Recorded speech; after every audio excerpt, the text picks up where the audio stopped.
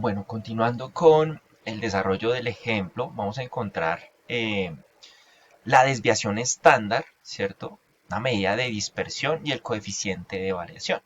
Entonces, al igual que como hemos hecho con cada una de las medidas, nos entregan la información y a partir de la información nosotros lo que hacemos es crear una tabla, ¿cierto? ¿Y qué necesitamos nosotros pues, en la tabla, ¿cierto? Si nos están viendo acá que debemos encontrar la desviación estándar, entonces debemos recordar cuál es la ecuación, ¿cierto? La ecuación que modela este, ¿no? Entonces decimos que la desviación estándar, ¿cómo la encontramos nosotros? Bueno, primero vamos a recordar que es, antes de encontrar la desviación estándar, se encuentra la varianza, y la varianza es la sumatoria, ¿cierto? De la diferencia de, en este caso, la variable, que sería la marca de clase, x sub i, menos su media, ¿cierto?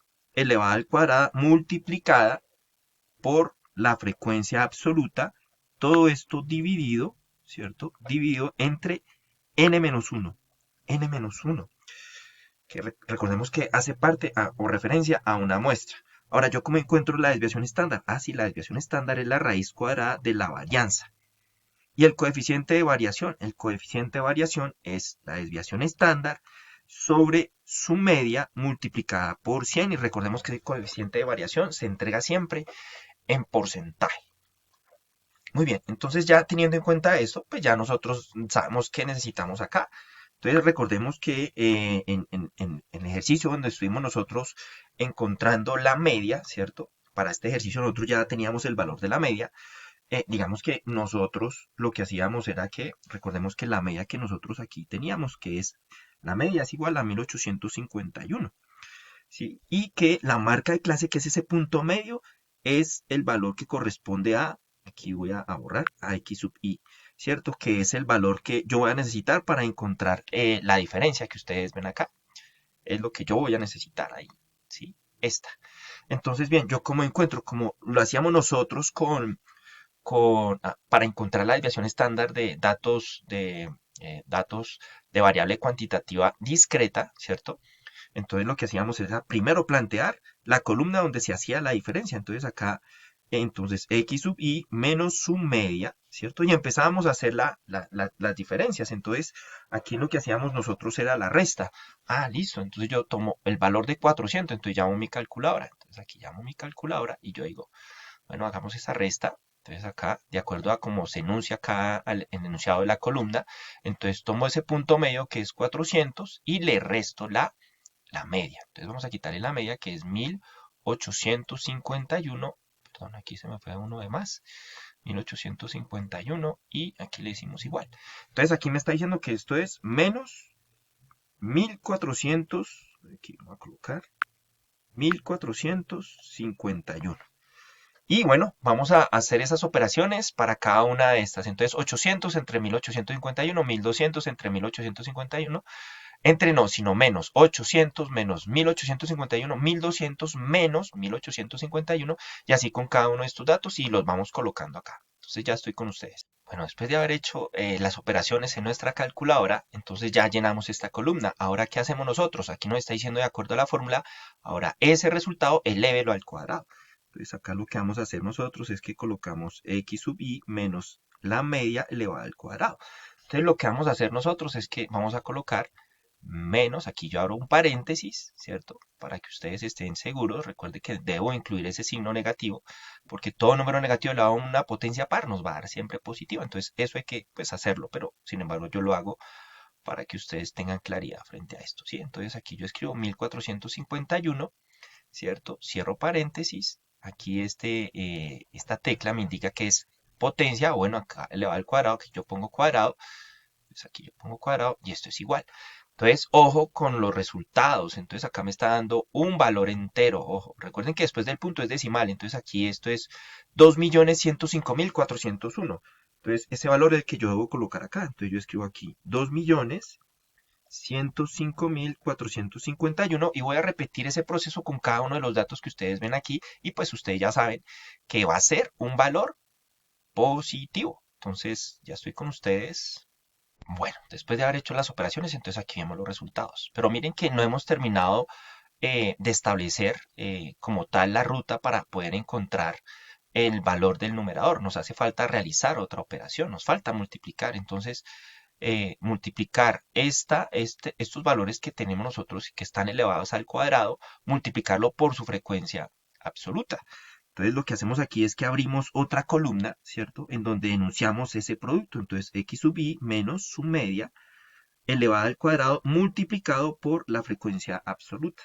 Entonces, ¿ahora qué hacemos nosotros? Bueno, entonces hacemos eso, realizamos esa operación. El resultado del valor que nosotros acabamos de encontrar en cada uno de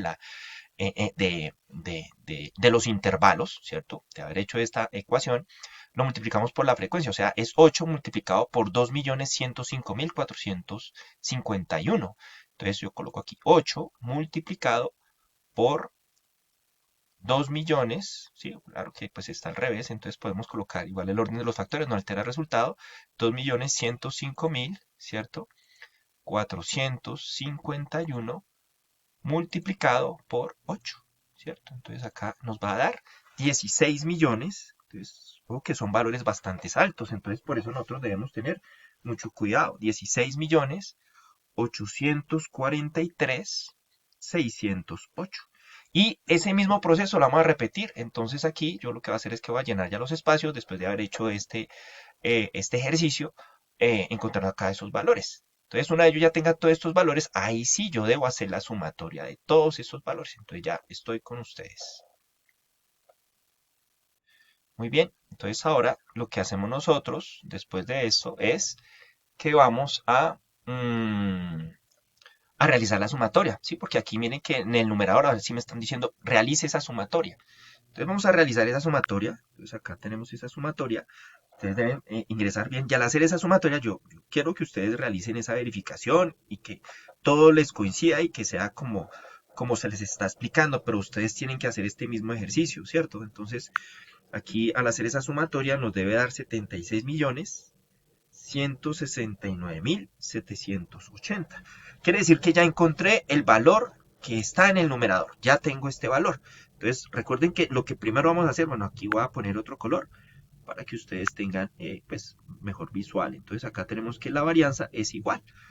Entonces ya tenemos el valor del numerador que es 76.169.780, ¿cierto? Y esto lo vamos a dividir entre n-1, pero nosotros recordemos que n es igual a, entonces acá tenemos que es 180 menos 1, pues es 179. O sea que aquí colocamos que es 179.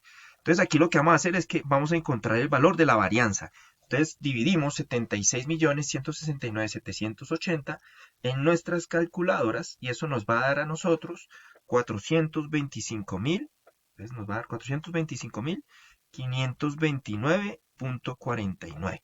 ¿Cierto? Nos va a dar esto, ¿sí? Entonces, lo que yo puedo hacer, ya encontré el valor de la varianza, eso que ustedes están viendo ahí, ¿sí?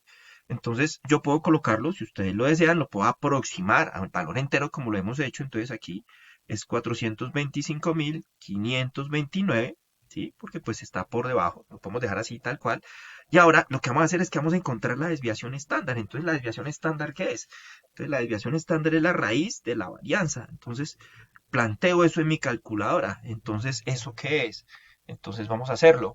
Veamos. Entonces tenemos acá, representamos la raíz. Entonces acá colocamos raíz de 425.529, ¿cierto? Y aquí vamos a colocar 425.529, le decimos igual.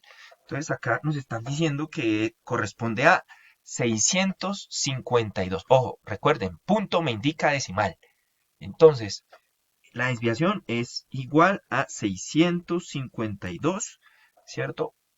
Punto 32. Entonces, pues está por debajo de 5, quiere decir que podemos colocar ese valor entero que ustedes están colocando ahí, que ustedes están viendo ahí, 652 sería la desviación estándar. Bueno, ahora bien, ya encontramos la desviación estándar, ahora vamos a encontrar entonces el coeficiente de variación. Entonces vamos a ver cómo es el comportamiento de los datos, si son homogéneos o heterogéneos.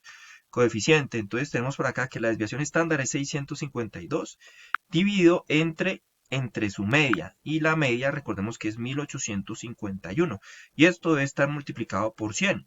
Entonces el coeficiente de variación es que nosotros realizamos esa división, ¿sí? Entonces acá pues igual colocamos 652, entonces aquí abrimos un paréntesis, 652, ¿cierto? Colocamos el valor de vínculo, 650 o de dividido, ¿cierto? Como ustedes lo prefieran, dividido 1851, ¿cierto? Cierro paréntesis. Y esto multiplicado por 100, ¿sí? Multiplicado por 100, igual. Bueno, sí, igual, aquí le damos igual. Y bueno, aquí estamos viendo que tiene en este caso 35.22%, ¿cierto? Es el coeficiente de variación. Quiere decir que esos datos tienen comportamiento de tipo heterogéneos. ¿Por qué heterogéneos? Entonces, heterogéneos. ¿Por qué? Porque pues están muy dispersos con respecto a la media. Está superior al 25%. Y pues bueno, esta sería digamos, el ejemplo que les presento a ustedes para hallar las diferentes medidas de tendencia central que ya las vimos en videos anteriores y las medidas de dispersión, ¿no? Entonces, con esto, pues ustedes ya estarían en capacidad de poder resolver o encontrar este tipo de medidas para ejemplos que se presenten de variable cuantitativa de tipo continua o de datos agrupados. Muchas gracias por su atención. Hasta pronto.